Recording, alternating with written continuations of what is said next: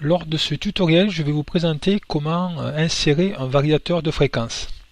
Alors, nous allons créer un folio, un autre folio schéma de puissance. Donc, on va aller dans l'explorateur de folio, fichier, ouvrir folio. On fait un clic droit ici, je vous rappelle, donc dans l'onglet schéma, on va l'appeler schéma de puissance 2, par exemple. Un double clic, le voilà. Donc pour relier au folio précédent, je vais vous donner une petite astuce pour relier les conducteurs, là, le 400 volts. Il y a une icône ici, on fait un raccourci ici, les connexions là, et il y a ce petit icône qui dit relier connexion au folio précédent. Si on clique ici, voilà, directement il y a les conducteurs qui apparaissent avec les tenants aboutissants qui apparaissent tout seuls. Là il y a un petit décalage. Voilà.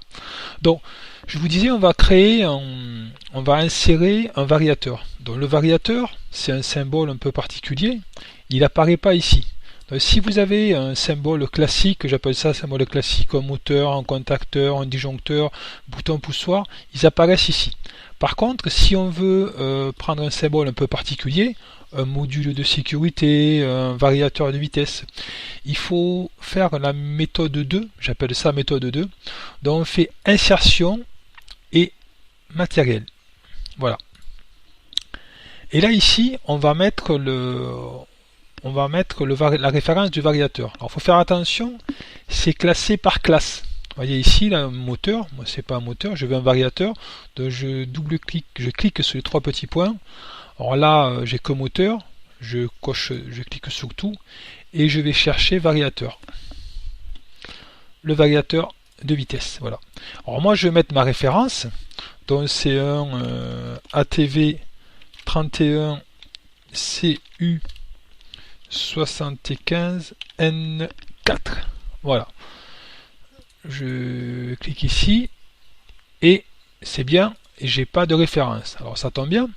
Alors, on va vous l'expliquer. Insertion symbole. Alors, je retape la référence. Variateur. Donc ATV 31 CU 75 N4 et je vais aller le chercher sur le catalogue web. Et bien sûr, il me le trouve.